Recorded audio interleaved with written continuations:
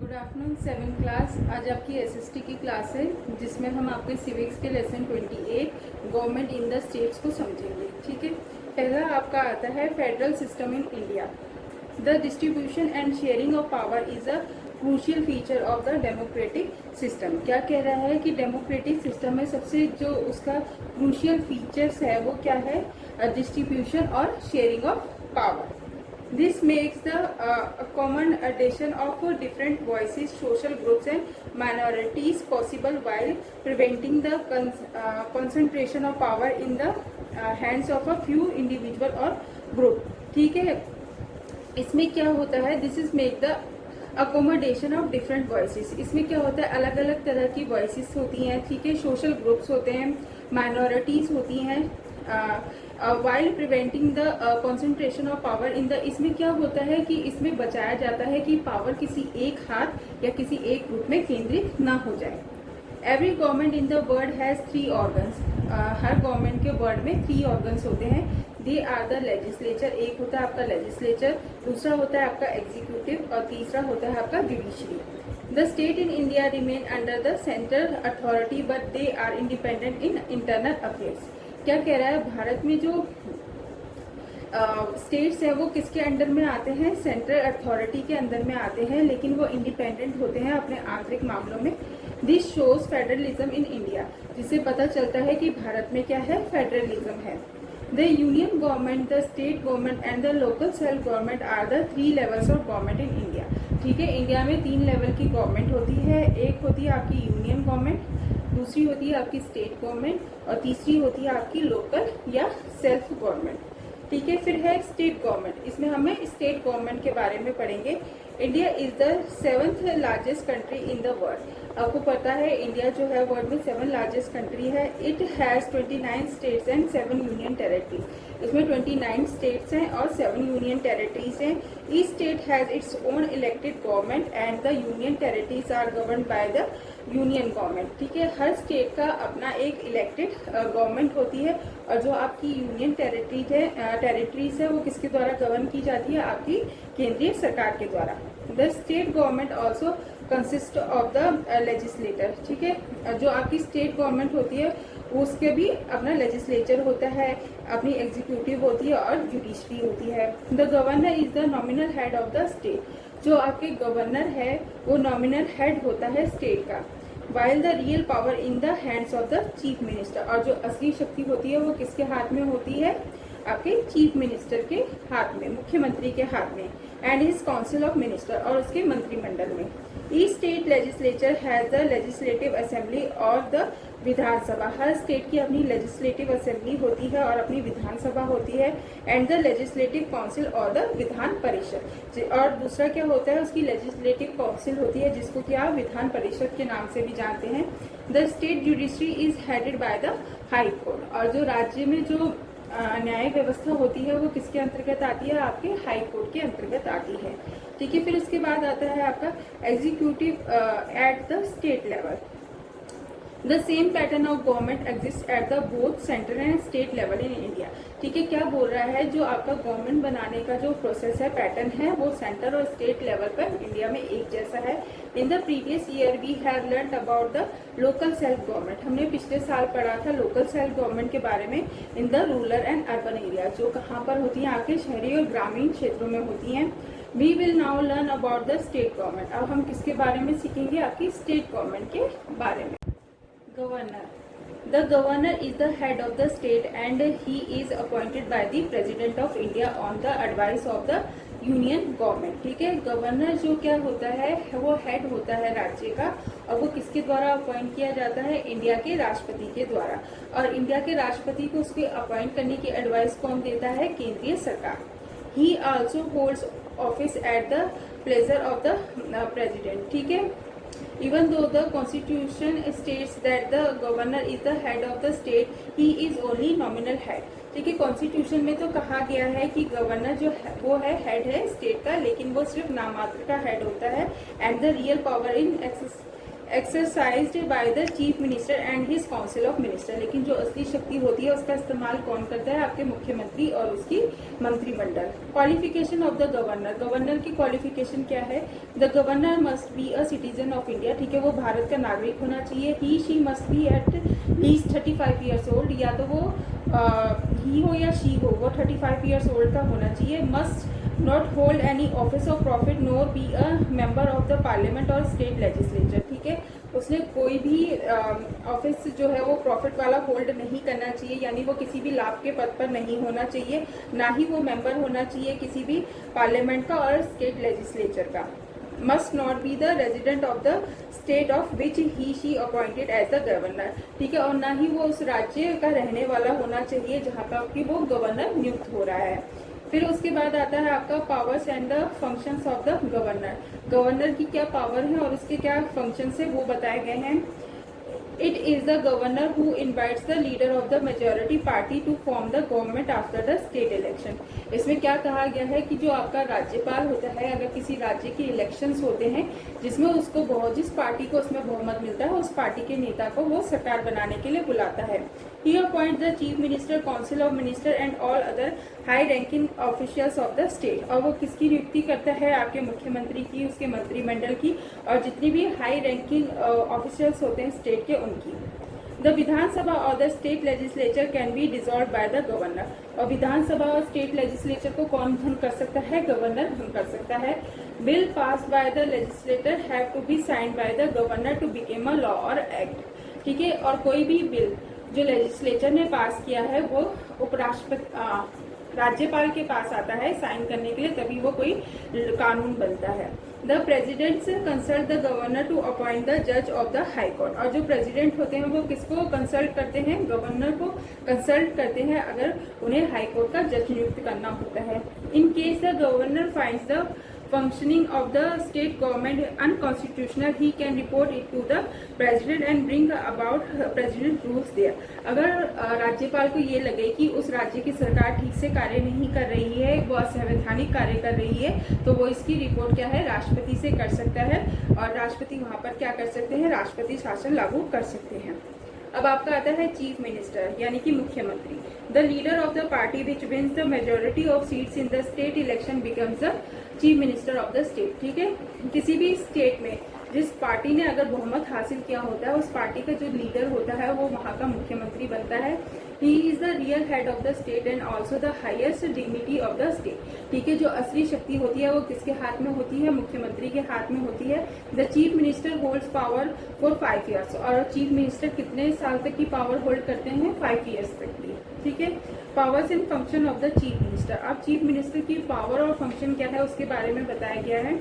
The chief minister holds a pivotal position in the working of the state government, ठीक है, chief minister की बहुत ही महत्वपूर्ण भूमिका होती है स्टेट गवर्नमेंट के कामों में। He has the following responsibility, उसके ऊपर निम्नलिखित उत्तरदायित्व होते हैं। The chief minister aids and advice the governor, ठीक है, चीफ मिनिस्टर क्या करता है? आपके गवर्नर को एडवाइस देता है। He communicate to the governor all decision of the council of minister, ठीक है, और वो राज्यपाल को जो मंत्रिमंडल के जो भी डिसीजन होता है उनसे अवगत कराता है। He has to furnish such information relating to the administration of the state, ठीक है, उसके पास अपने स्टेट से रिलेटेड हर प्रशासन से रिलेटेड हर इंफॉर्मेशन होती है। As head of the state cabinet the chief minister advise the governor on the appointment of minister, ठीक है, हेड होने के कारण अपनी स्टेट कैबिनेट का चीफ मिनिस्टर एडवाइस करता है गवर्नर को कि वो अपॉइंटमेंट करे मिनिस्टर्स की। The chief minister can reconstruct his ministry as and he like, ठीक है, चीफ मिनिस्टर कभी भी अपनी जो मंत्रिमंडल है उसका पुनर्निर्माण कर सकता है। He may ask any one of his colleagues to resign, और वो किसी भी मंत्री को बोल सकता है कि वो अपने पद को छोड़ दे। It is he who controls the agenda for the cabinet meeting, और वो ही होता है जो कैबिनेट की मीटिंग होती है उसमें क्या बात डिस्कस होगी उसको तय करता है। It is for the chief minister to accept और reject proposal for cabinet discussion, ठीक है, ये चीफ मिनिस्टर के ऊपर होता है कि वो किन प्रपोजल को एक्सेप्ट करता है और रिजेक्ट करता है कैबिनेट डिस्कशन में। The chief minister supervise the supervise and coordinates policies of the several ministers and departments। ठीक है, जो मुख्यमंत्री होता है वो कोऑर्डिनेट करता है जो नीतियां होती हैं उसके सेवरल मिनिस्टर की और उनके डिपार्टमेंट की। The chief minister is the leader of the state legislative. जो चीफ मिनिस्टर है वो लीडर होता है स्टेट लेजिस्लेटिव असेंबली का। All principal announcement of policies are made by him. ठीक है, और जो भी प्रिंसिपल्स होते हैं, अनाउंसमेंट होती हैं, वो किसके द्वारा की जाती है? मुख्यमंत्री के द्वारा। अब आपका आता है council of ministers. The team of minister who is appointed to assist the CM in the discharge of his or her duties is known as council of minister। ठीक है, वो टीम जो मुख्यमंत्री की सहायता करती है उसको आप किस नाम से जानते हो? काउंसिल ऑफ मिनिस्टर के नाम से जानते हो। These minister have to be members of the state legislature. ठीक है, ये जो मिनिस्टर होते हैं वो किसके मेंबर होते हैं? आपके स्टेट लेजिस्लेचर के मेंबर होते हैं। And if they are not member of the legislature they are given 6 months to become one. अगर वो किसी लेजिस्लेचर के अगर सदस्य नहीं होते हैं तो उनके पास 6 months होते हैं कि वो वहां से चुनाव लड़के आए। The council of minister own collective responsibility to the Vidhansabha and the ministers are also individually responsible for their action. ठीक है, जो मंत्रिमंडल है वो विधानसभा के प्रति उत्तरदायी होती है और जो मिनिस्टर है वो इंडिविजुअल भी रिस्पॉन्सिबल होता है अपने किसी कार्य के लिए। The minister hold office for 5 years। और मिनिस्टर भी जो है 5 year के लिए अपना ऑफिस को होल्ड करते हैं।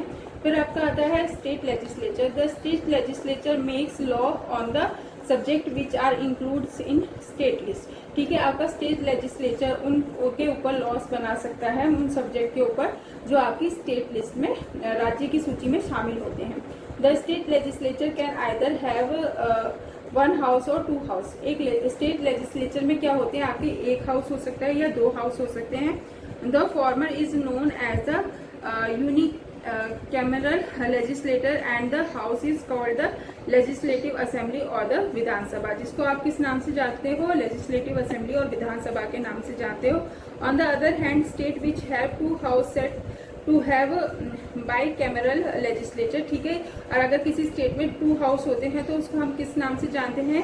बाई कैमरल लेजिस्लेचर के नाम से जानते हैं। They have a second house और द विधान परिषद, जिसमें कि आपका सेकेंड हाउस होता है जिसको आप विधान परिषद कहते हैं। Apart from Andhra Pradesh, Tamil Nadu and Karnataka all other Indian state have unique cameral legislator. ठीक है, आंध्र प्रदेश, तमिलनाडु और कर्नाटका को छोड़कर बाकी स्टेट में क्या है? यूनिक कैमरल लेजिस्लेचर है। Vidhan Sabha. The lower house of the state legislature is known as the legislative assembly और द विधानसभा। ठीक है, जो आपका लोअर हाउस होता है स्टेट लेजिस्लेचर का उसको आप किस नाम से जानते हो? या तो लेजिस्लेटिव असेंबली के नाम से जानते हो या विधानसभा के नाम से जानते हो। Members of the Vidhansabha are directly elected by the people and are called members of legislative assembly. ठीक है, जो मेंबर होते हैं विधानसभा के उनको डायरेक्ट चुना जाता है लोगों के द्वारा। ठीक है, ये क्या कहलाते हैं? मेंबर्स ऑफ लेजिस्लेटिव असेंबली कहलाते हैं, एमएलए कहलाते हैं। यानी each constituencies of the state has 1 MLA. ठीक है, हर एक कॉन्स्टिट्यूएंसीज में एक एमएलए होता है। Every state does not have equal number of MLA. ठीक है, हर स्टेट में ये जरूरी नहीं है कि इक्वल नंबर ऑफ एमएलए हो।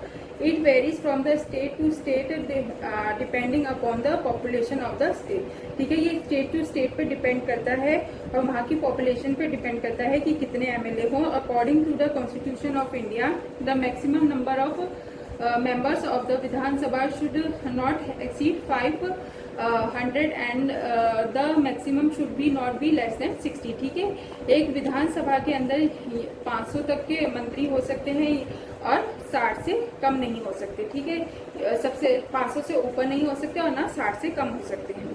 अब आपका आता है presiding officer. The speaker is the presiding officer of the Vidhan Sabha. ठीक है, जो स्पीकर होता है वो प्रेसिडिंग ऑफिसर होता है विधानसभा का। He is assisted by the deputy speaker, और उसकी असिस्ट कौन करता है? आपका डेप्यूटी स्पीकर करता है। Apart from presiding over the meeting of the house It is the duty of the speaker to ensure that debates and proceedings are carried out peacefully. ठीक है, एक स्पीकर का क्या काम होता है, उसकी ये ड्यूटी होती है ये इंश्योर करना जो भी डिबेट हो रही है, जो भी प्रोसीजर हो रहा है वो शांतिपूर्ण तरीके से हो. It is within the power of the speaker to take action against member who do not maintain orders. ठीक है, ये स्पीकर की पावर के अंतर्गत आता है कि वो उन मंत्रियों के खिलाफ एक्शन ले सकता है जो कि पीसफुल अपना ऑर्डर बनाते हुए काम नहीं करते हैं.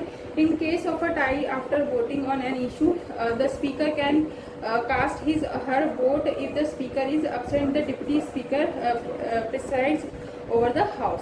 ठीक है, क्या कर रहा है, अगर किसी मुद्दे पर टाई हो जाता है वोटिंग में तो स्पीकर अपना वोट दे सकता है. अगर स्पीकर उस समय एब्सेंट होता है तो डिप्टी स्पीकर उसकी जगह पर उस हाउस में काम करता है. Term Each term of the Vidhan Sabha lasts 5 years, but the governor can dissolve it before the end of its term. ठीक है, जो भी विधानसभा होती है वो भी 5 साल के लिए चुनी जाती है, लेकिन अगर गवर्नर चाहे तो उसको पहले भी डिसॉल्व कर सकता है यानी खत्म कर सकता है. इन केस ऑफ एन इमरजेंसी, अगर कहीं इमरजेंसी लागू हो, the term of Vidhan Sabha can be extended by the parliament. ठीक है, अगर विधानसभा की टर्म को कौन एक्सटेंड कर सकता है, पार्लियामेंट कर सकती है. सेशन कितने होते हैं, the Vidhan Sabha meets at least twice a year. ठीक है, विधानसभा की बैठकें साल में 2 बार होती हैं. And the interval between 2 session can not be more than 6 month. ठीक है, और इन दोनों के बीच का जो गैप है वो 6 मंथ से ज्यादा नहीं होना चाहिए. During each session at least 1/10 of the member should be present. और हर सेशन में एक 1/10 जो उसके मेंबर्स है वो प्रेजेंट होने चाहिए. ठीक है, आपकी आती है विधान परिषद. विधान परिषद और legislative council is the second house of the legislature. ठीक है, सेकंड हाउस ऑफ लेजिस्लेचर कौन है, आपका विधान परिषद. ठीक है, या legislative council. Its member are known as member of the legislative council. ठीक है, इनको आप किस नाम से जानते हो, MLC के नाम से जानते हो.